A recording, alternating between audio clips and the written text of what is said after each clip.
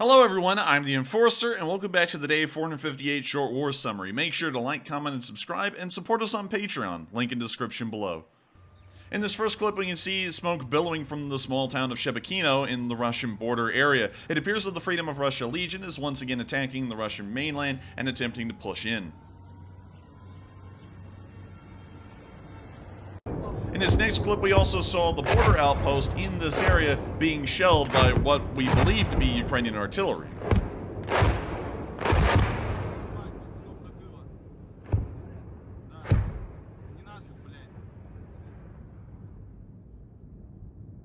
Такие наши отечественные таблетки, они не доведут консервную банку до взрыва. Не беспокойтесь, они вообще мало на что способны.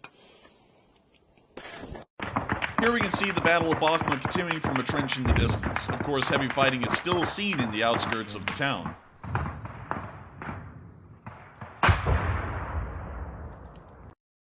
Sources say that this is a MiG-29 firing an AGM-88 HARM somewhere over the Donetsk region of Ukraine.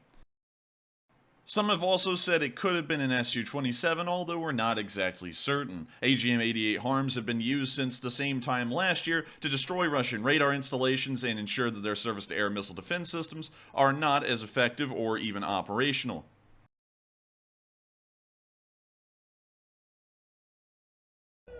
Meanwhile, in the small town of Maiysk in the Belgorod Oblast, we saw that the Migration Control Center had apparently been hit by a Ukrainian drone bomblet. This caused the Russian local police force to panic and arrive at the scene to try and either put out the fire or to try and save the documents that are inside the building.